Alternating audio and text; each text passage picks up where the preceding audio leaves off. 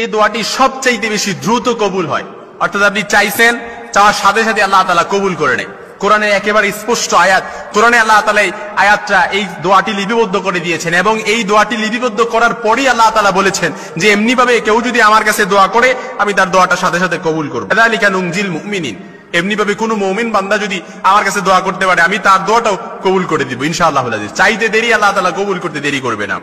হাদিসের মধ্যে আল্লাহর হাবিব বলেন, দুনিয়ার ভেতরে এই দোয়াটি যদি কোনো মুমিন বান্দা পড়ে, কেউ যদি আল্লাহ তাআলার কাছে দোয়া করে, বিপদ আছে আল্লাহ তাআলা তার বিপদ দূরীভূত করে দিবে, উদ্বেগ উৎকণ্ঠা আছে আল্লাহ তাআলা উদ্বেগ উৎকণ্ঠা দূরীভূত করে দিবে, পেরেশানির ভেতরে আছে আল্লাহ তাআলা পেরেশানিও দূরীভূত করে দিবে। মোট কথা হচ্ছে এই দোয়াটি পড়ে চাইতে দেরি আল্লাহ তাআলা কবুল করতে দেরি করবে না।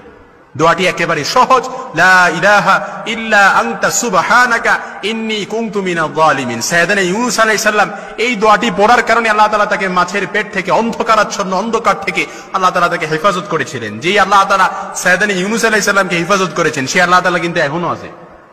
যে আল্লাহ তাআলা নমরুদের আগুন থেকে সাইয়েদনা ইব্রাহিম আলাইহিস সালামকে হেফাজত করেছিলেন, সেই আল্লাহ তাআলা কিন্তু এখনো আছে। যে আল্লাহ তাআলা সাইয়েদনা আইয়ুব আলাইহিস সালামকে হেফাজত করেছিলেন, সে আল্লাহ তাআলা কিন্তু এখনো আছে। যে আল্লাহ তাআলা সাইয়েদনা ইউসুফ আলাইহিস সালামকে কুয়া থেকে হেফাজত করেছিলেন, সে আল্লাহ তাআলা কিন্তু এখনো আছে। কুয়া থেকে মিশরের বাদশা বানায় দিছে, সুবহানাল্লাহ বিহামদি, সে আল্লাহ তাআলা এখনো আছে। এজন্য খুব বেশি বিপদে পড়ে গেছেন, দেয়ালে পিঠ থেকে গেছে, কারো কাছ থেকে সহায়তা পাওয়ার আশা ছেড়ে দিয়েছেন, দুনিয়ার সবার কাছে মুখাপেক্ষী হয়েছিলেন, কিন্তু কারো কাছে ওইভাবে সহায়তা পান নাই, একেবারে দেয়ালে পিঠ থেকে গেছে। কোনো সমস্যা নেই, আল্লাহ তাআলার কাছে চান, লা ইলাহা ইল্লা আনতা সুবহানাকা ইন্নী কুনতু মিনাজ জালিমিন। আল্লাহ আপনি ছাড়া আর কোনো মাবুদ নাই, লা ইলাহা ইল্লা আনতা সুবহানাকা, আপনি অতি মহান পবিত্র, ইন্নী কুনতু মিনাজ জালিমিন, নিশ্চয়ই আমি জালেমদের অন্তর্ভুক্ত। আল্লাহ আপনি আমাকে হেফাজত করেন, আমাকে প্রোটেক্ট করেন, আল্লাহ বিপদ থেকে হেফাজত করেন, আল্লাহ তাআলা বিপদ থেকে হেফাজত করবে।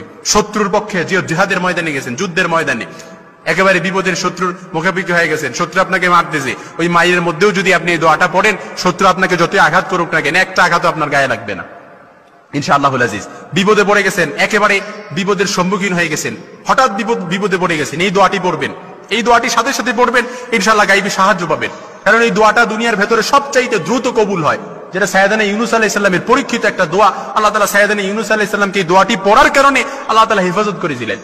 এই জন্য আপনার বিপদের মাত্রা যতই হোক না কেন, এই বিপদের মধ্যে আপনি সবর ইখতিয়ার করবেন, ধৈর্য ধারণ করবেন, আল্লাহর প্রতি সন্তুষ্ট হয়ে যাবেন, সন্তুষ্ট হয়ে আল্লাহ তাআলার কাছে দোয়া করবেন, ওই বিপদটা আপনার জন্য নিয়ামত হয়ে যাবে।